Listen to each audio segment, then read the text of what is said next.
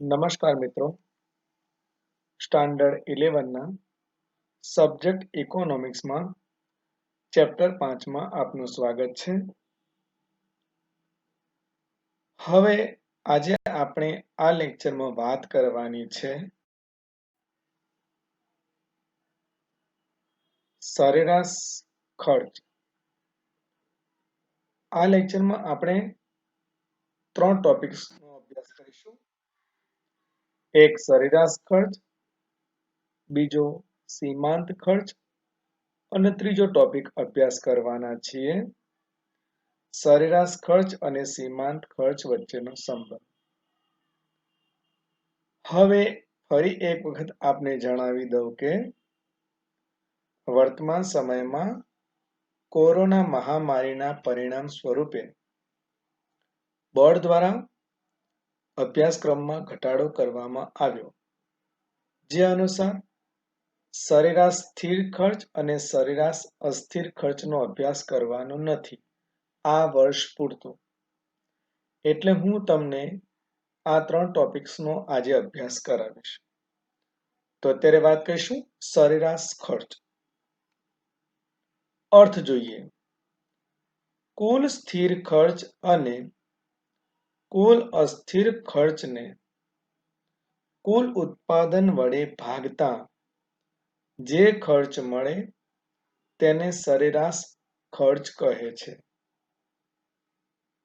આપણે અગાઉ વાત કરી ચૂક્યા છીએ કે સ્થિર ખર્ચ અને અસ્થિર ખર્ચ. સ્થિર ખર્ચ કોને કહીએ છીએ? ઉત્પાદનમાં વધારો, ઘટાડો કે શૂન્ય થાય તો પણ જે ખર્ચ એનો એ જ રહે, એને કુલ સ્થિર ખર્ચ. કુલ અસ્થિર ખર્ચ કોને કહીશું? ઉત્પાદન વધતા જે ખર્ચ વધે, ઉત્પાદન ઘટતા જે ખર્ચ ઘટે અને ઉત્પાદન શૂન્ય હોય ત્યારે જે ખર્ચ પણ શૂન્ય હોય તેને અસ્થિર ખર્ચ. તો હવે આ બંને ખર્ચના સરવાળાને કુલ ઉત્પાદન વડે ભાગતા જે ખર્ચ મળે તેને સરેરાશ ખર્ચ કહેવાય. તેનું સૂત્ર આ પ્રમાણે છે મિત્રો. સરેરાશ ખર્ચ બરાબર કુલ સ્થિર ખર્ચ પ્લસ કુલ અસ્થિર ખર્ચ ભાગ્યા કુલ ઉત્પાદનના એકમ. બીજી રીતે બતાવીએ તો AC is equal TC upon TP. એટલે કે AC મતલબ average cost is equal, average cost એટલે સરેરાશ ખર્ચ બરાબર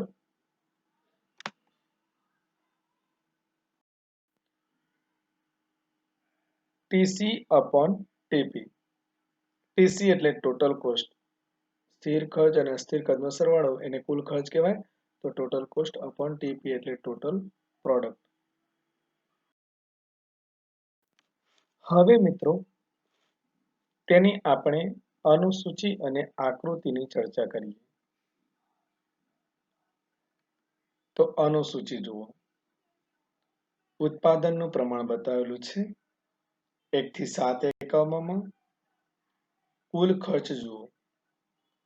ઉત્પાદન જ્યારે 1 એકમ હોય ત્યારે કુલ ખર્ચ 9 રૂપિયા બતાવ્યો. તો એના પરથી સરેરાશ ખર્ચ કેટલો મળ્યો? 9 રૂપિયા, કારણ કે કુલ ખર્ચ ભાગ્યા કુલ ઉત્પાદન. ઉત્પાદન 2 એકમ થયું, કુલ ખર્ચ 16 રૂપિયા, 16 ભાગ્યા 2 એટલે 8 રૂપિયા સરેરાશ ખર્ચ. એવી રીતે એ 3 ઉત્પાદન એકમ થયા, 21 રૂપિયા કુલ ખર્ચ, તો સરેરાશ ખર્ચ 7 રૂપિયા થયો. ઉત્પાદનના એકમ 4, કુલ ખર્ચ 28 રૂપિયા, તો બી સરેરાશ ખર્ચ 7 રૂપિયા થયો, 28 ભાગ્યા 4.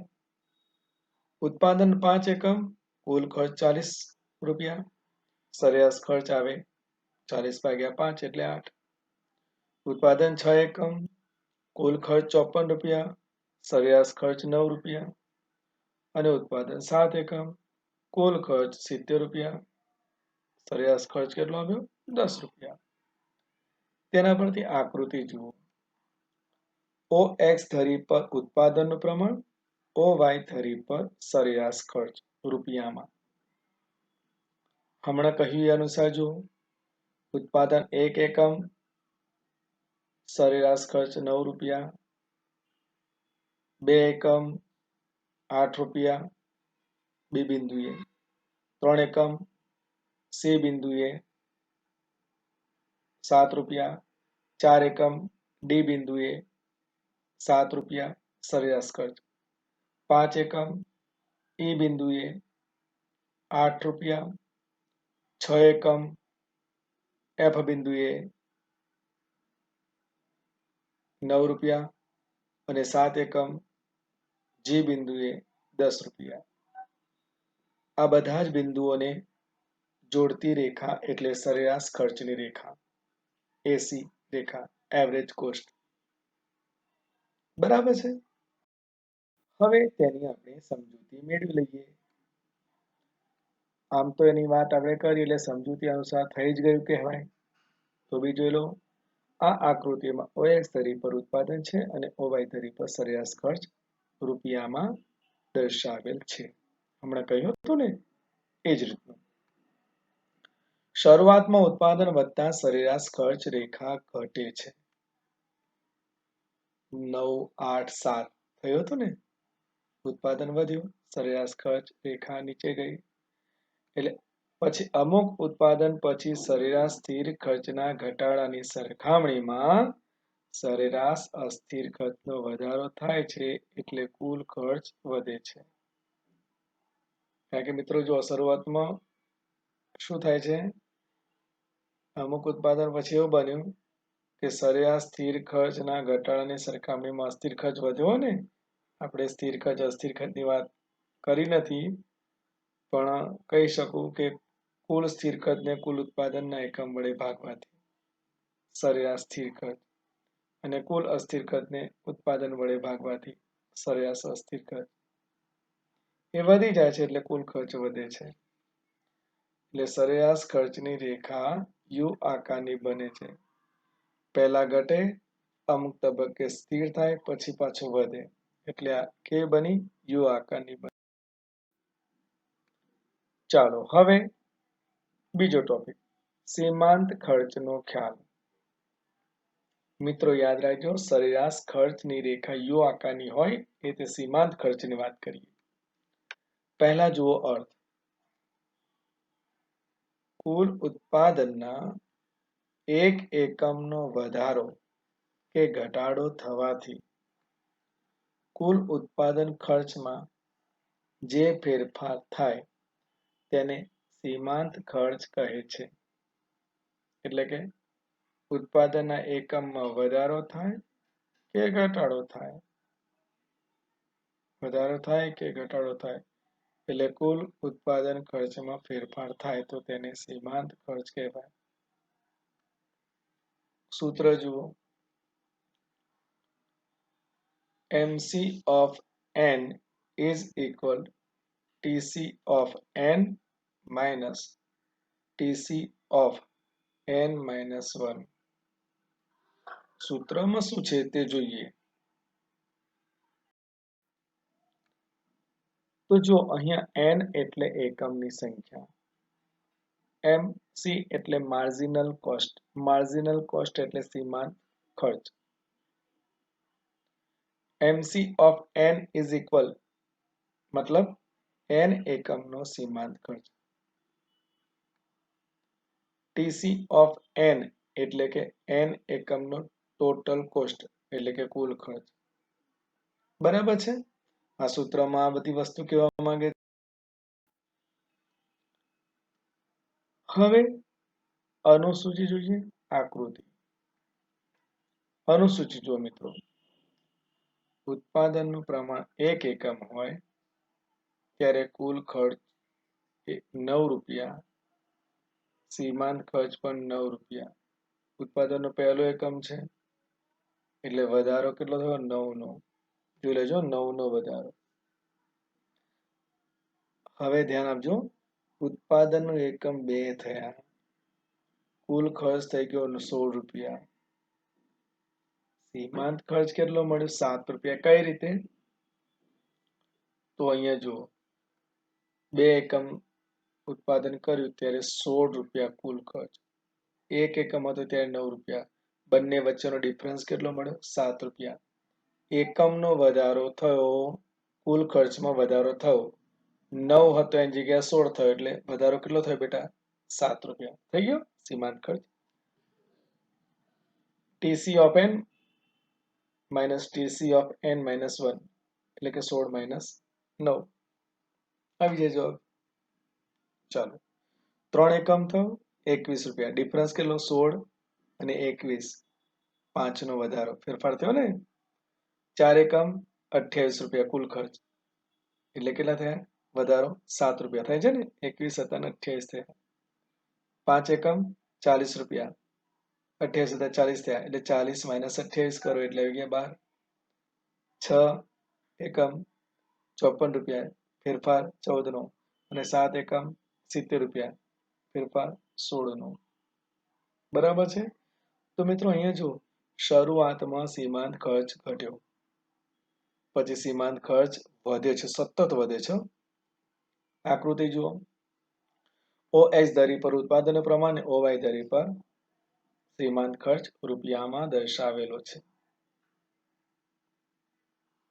તો હવે જુઓ 1 એકમ છે ત્યારે સીમાંત ખર્ચ એ બિંદુએ 9 રૂપિયા, 2 એકમ ત્યારે બી બિંદુએ 7 રૂપિયા, 3 એકમ સી બિંદુએ 5 રૂપિયા, 4 એકમ ડી બિંદુએ 7 રૂપિયા, 5 એકમ એ બિંદુએ 12 રૂપિયા, 6 એકમ એફ બિંદુએ 14 રૂપિયા અને 7 એકમ જી બિંદુએ 16 રૂપિયા. તો તેનો આકાર જુઓ મિત્રો, કેવો મળ્યો છે આપણને? હોકીની સ્ટીક જેવો. એ થી જી બિંદુઓને જોડતા જે સીમાંત ખર્ચની રેખાનો આકાર કેવો મળ્યો? હોકી સ્ટીક જેવો. સરેરાશ ખર્ચ રેખા યુ આકારની હતી, અહીંયા હોકી સ્ટીક જેવી છે. સમજૂતી લઈએ. આકૃતિમાં OS ધરી પર ઉત્પાદન છે અને OY ધરી પર સરેરાશ ખર્ચ રૂપિયામાં દર્શાવેલ છે. અનુસૂચિમાં દર્શાવ્યા મુજબ 3 એકમ સુધી સીમાંત ખર્ચ ઘટ્યો હતો ને, અને પછી લઘુત્તમ બન્યો 5 થયા, અને ત્યારબાદ ઉત્પાદન વધતા સીમાંત ખર્ચ પણ વધ્યો છે. તો આમ સીમાંત ખર્ચની રેખા હોકી સ્ટીક આકારની હોય છે. બરાબર મિત્રો. અહીંયા આપણે 2 ટોપિકની ચર્ચા કરી. સરેરાશ ખર્ચ, સીમાંત ખર્ચ. સરેરાશ ખર્ચની રેખા યુ આકારની, સીમાંત ખર્ચની રેખા હોકી સ્ટીક આકારની. હવે સરેરાશ ખર્ચ અને સીમાંત ખર્ચ વચ્ચેના સંબંધ, જે અભ્યાસ કર્યો તેના સંબંધ જોઈ લઈએ આકૃતિ દ્વારા. સરેરાશ ખર્ચ એ એકમ દીઠ ઉત્પાદન ખર્ચ છે, હેને? કુલ ખર્ચ ભાગ્યા કુલ ઉત્પાદન એટલે એકમ દીઠ. જ્યારે સીમાંત ખર્ચ એ વધારાના 1 એકમના ઉત્પાદનના પરિણામે કુલ ખર્ચમાં થતો વધારો છે. તો બંને વચ્ચેનો આ મૂળભૂત તફાવત. આ એકમ દીઠ ખર્ચ છે, જ્યારે ઉત્પાદનના પરિણામે કુલ ખર્ચમાં થતો વધારો બતાવે છે. જ્યારે ઉત્પાદકને મળતી વસ્તુની કિંમત સરેરાશ ખર્ચ કરતા વધારે હશે, ઉત્પાદકને મળતી વસ્તુની કિંમત સરેરાશ ખર્ચ કરતા કેવી હશે? વધારે. ત્યારે તે લાંબા ગાળે ઉત્પાદન ચાલુ રાખવાનો નિર્ણય કરશે. અને વસ્તુની કિંમત સીમાંત ખર્ચ કરતા વધારે હશે તો ટૂંકા ગાળામાં ઉત્પાદન ચાલુ રાખવાનો નિર્ણય કરશે. જોઈ લેજો, 2 વસ્તુ યાદ રાખજો. વસ્તુની કિંમત સરેરાશ ખર્ચ કરતા વધારે હશે, સરેરાશ ખર્ચ કરતા વધારે હશે તો લાંબા ગાળા સુધી ઉત્પાદન રાખશે. સીમાંત ખર્ચ કરતા વધારે હશે તો ટૂંકા ગાળા માટે ઉત્પાદન ચાલુ રાખશે. બંને વચ્ચેના સંબંધ અનુસૂચિ દ્વારા જુઓ. ઉત્પાદન 1 એકમ, કુલ ખર્ચ 20 રૂપિયા, તો સરેરાશ ખર્ચ પણ 20 રૂપિયા જ મળ્યો કહેવાય. અહીંયા સીમાંત ખર્ચ હોય નહીં, કારણ કે પહેલો જ એકમ છે એટલા માટે.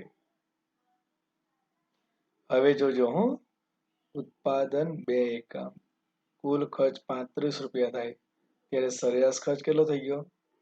સરેરાશ ખર્ચ કઈ રીતે કાઢી છે? કુલ ખર્ચ ભાગ્યા ઉત્પાદન, 35 ભાગ્યા 2 એટલે 17.5 રૂપિયા, 17.5. સીમાંત ખર્ચ કેટલો થાય છે મિત્રો? અહીંયા સીમાંત ખર્ચ કેમનો મળશે? કુલ ખર્ચ જુઓ, પહેલો એકમ હતો 20, બીજો એકમ 35, ફેરફાર કેટલો? 15 નો આવી ગયો. 3 એકમ, કુલ ખર્ચ 45, સરેરાશ ખર્ચ 15, 45 ભાગ્યા 3, અને સીમાંત ખર્ચ 35 અને 45, ડિફરન્સ જુઓ, 45 માઇનસ 35, 10 થઈ ગયો.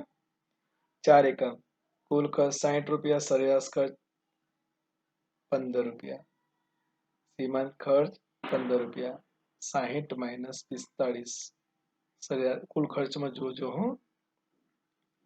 5 એકમ 85 રૂપિયા, સરેરાશ ખર્ચ 17 રૂપિયા, સીમાંત ખર્ચ 25 રૂપિયા, 85 માઇનસ 60.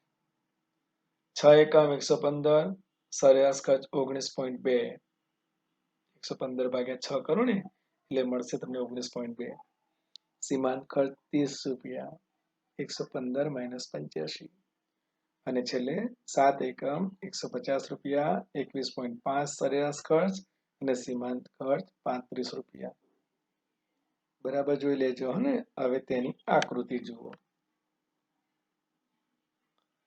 OS ધરી પર ઉત્પાદન છે, OY ધરી પર સરેરાશ ખર્ચ અને સીમાંત ખર્ચ બંને બતાવ્યા છે.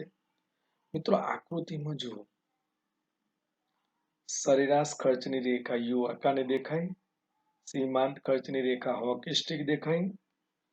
આમ એક વસ્તુ માર્ક કરજો પહેલા, કે શરૂઆતમાં સીમાંત ખર્ચ સરેરાશ ખર્ચ કરતા ખૂબ જ ઓછો છે. દેખાય છે? શરૂઆતમાં શું જોવા મળ્યું? જો સીમાંત ખર્ચની રેખા નીચે છે, સરેરાશ ખર્ચની રેખા ઉપર છે, એનો અર્થ સીમાંત ખર્ચ ઓછો થઈ ગયો. પછી બીજો તબક્કો એવો આવ્યો સી બિંદુએ કે બંને સરખા, સરેરાશ ખર્ચ અને સીમાંત ખર્ચ બંને સરખા. અને પછી ત્રીજો તબક્કો કયો આવ્યો? કે સીમાંત ખર્ચ સતત વધતો જાય છે. ત્રીજા તબક્કામાં સીમાંત ખર્ચ સરેરાશ ખર્ચ કરતા વધે છે. એટલે 3 અહીંયા રિલેશન જોવા મળ્યા બંને વચ્ચેના. તો એ આપણે સમજૂતી દ્વારા જોઈ લઈએ. આકૃતિમાં OS ધરી પર ઉત્પાદન છે અને OY ધરી પર ખર્ચ દર્શાવવામાં છે, બંને ખર્ચ. તેના પરથી આ સંબંધ જાણી શકાય. પહેલો, સીમાંત ખર્ચ લેસ ધેન સરેરાશ ખર્ચ. હમણાં કહ્યું હતું ને, શરૂઆતમાં સીમાંત ખર્ચ લેસ ધેન સરેરાશ ખર્ચ, એટલે કે સરેરાશ ખર્ચ કરતા ઓછો હોય.